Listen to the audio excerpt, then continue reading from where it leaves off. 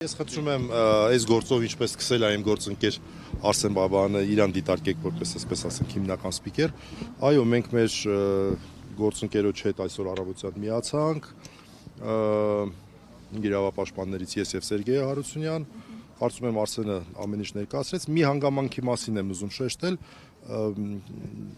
չգիտեմ ինչքանով է այստեղ տեղին, բայց ամեն դեպքում իրավական հանգամանք է, որտեղ Մարդեն բոլորը մոռացել են, որ Եվրոպական կոնվենցիա կա եւ այլն։ Եվրոպական կոնվենցիան մի դրույթ կա, որ հազվադեպ է վկայակոչվում, մենք այստեղ վկայակոչեցինք։ Մարդու իրավունքների նկատմամբ միջամտությունը, մարդու իրավունքների սահմանափակումը չի կարող տեղի ունենալ այլ նպատակով, քան նախատեսված է կոնվենցիայով։ Մեր համոզմամբ այստեղ մենք գործ ունենք մարդու իրավունքների նկատմամբ միջամտության հետ, սահմանափակման հետ, հալածանքի հետ, ազատությունից զրկելու այս անց 40 մենք ընդամենը ամրագրումը եւ կնիքը կտեսնենք որևէ ժամկետը միշտ նախաքննությամբ ունում 2 ամիս է, այնպես չի որ այլ տրամաբանություն այստեղ կարող է լինել։ Ես թույլ տվեք ավարտեմ, շատ կարճ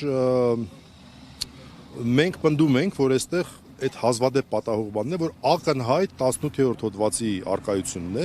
եւ դա բխում է թե վարչապետի խոսքերից, թե նրանից, որ օրինակ վարչապետը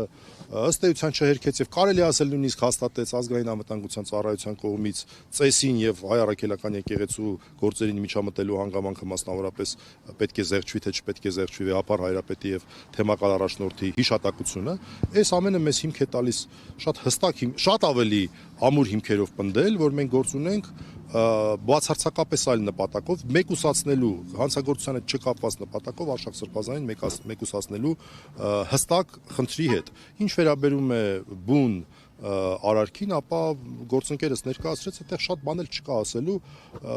զուտ մի անգամ եւս շեշտադրեմ այդ տրամաբանությունը։ Մի կողմից իրացման նպատակի մասին է խոսում քրեական օրենսգիրքը, բայց մյուս կողմից ակնհայտ է, որ քննչական մարմնի պնդումն այն է, որ այդ ենթադրյալ գործողությունը ենթադրաբար Արշակ Սրբազանի կողմից կատարվել է մայր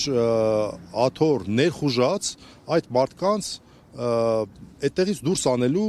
վարկաբեկելու նպատակով։ Ինչպես կարող է լինել թմրանյութ իրացնելու նպատակ եւ միաժամանակ անձանց վարկաբեկելու նպատակ։ Դրանք իրար հակասող նպատակներ են, այսինքն ինքնին միջնորդության մեջ ներքին լրջագույն հակասություն է առկա։ Էլ չեմ ասում, որ էլի կարծում եմ գործընկերս Արսեն Բաբայանը ներկայացրեց ժամանակային կտրվածքը 18 թվականից քննվող գործը դա ինչ տեղի ունեցավ, բացի նրանից, որ տեղի ունեցավ հանձնարարություն Արշակ Սրբազանին նույնպես դարձնել անհասանելի օրինակ եպիսկոպոսատ ժողովի համար։ Այդքան բան։ Մի ճշտում էլի, այստեղ անուններ չհնչեցին, փաստացի պարզվեց, որ տուժող չկա, ցուցմունք տվող չկա, չէ՞, ինչ որ այդպեսի։ Հիմա ովքեր կան, անուններ կան, հստակ մարդիկ կան, թե այսպես ապրիորի մեղադրանք է։ Մենք փաստական տվյալների հրապարակմամբ սահմանափակում ունենք։ Դրա համար ես չեմ կարող ասել բաներ, որոնք որ մի քիչ ավելի մոտեցնի են պահը, երբ մեզ նույնպես կմեկուսացնեն, այս պահին մի փոքր գործեր ունենք անելու, բայց կուզեմ հստակ նշել, որ մենք տվեցինք հարց. դուք ունեք փաստեր, թե ունեք ենթադրություններ։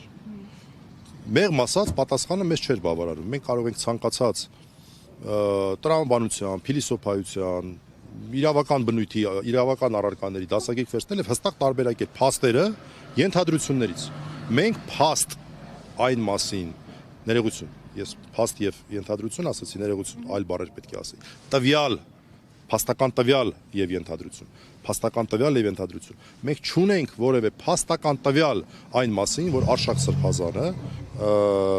որևէ գործողություն է արել թմրանյութի հետ։ Չունենք որևէ փաստական տվյալ։ Սա ես պնդում եմ ամենապատասխանատու ձևով։ Մենք ունենք ենթադրություն, որը ինչ որ այլ փաստական տվյալների վրա է հիմնվում, որը մեր պատկերացմամբ բացարձակապես չի բխում այդ հետևությունը։ Մենք ունենք ենթադրություն, այլ ոչ փաստական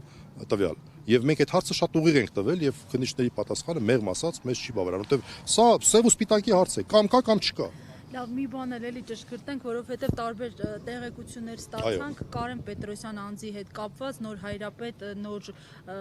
Հայաստան, նոր հայրապետ։ Հայաստան շարժման այդ համակարգող ներկայացուցիչ կա այս գործում ինքը որպես դերակատար, գոնե հաստատեք կամ հերքեք, թե դա էլ չի կարելի։ Ես կնշեի, որ նա հանդիսանում է այդ շարժման, հա, այսպես հրապարակային փաստ է, որ նա հանդիսանում էր այդ շարժման դեմքերից մեկը, հրապարակային փաստ է, որ այս ուրեմն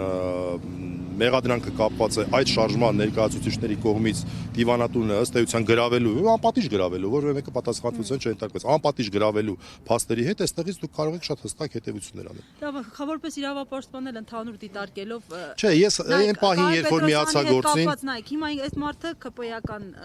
գործիչ է, կարծեք հարում է նրանց, ունի ստացած փոքր, բայց պաշտոն, մարդը չեն հերքել, որ գնում խնդրում է տարբեր Շիրակի թեմում տարբեր եկեղեցիներում, որ Վեհափար Հայրապետյանունը զեղ չեն, այստեղ բան չկա, հակասություն չկա, այսպես լեգիտիմության, նրա ասածների կամ նրա շարժման վրա չհիմնվելու եւ այլն եւ այլն։ Ես այդ անձի քննարկում չեմ ուզում իրականացնել այստեղ, ինձ թվում է ամեն ինչ պարզից էլ պարզ է։ Ինչ որ իմ գնահատականի կարիք է այստեղ չեմ էլ տեսնում։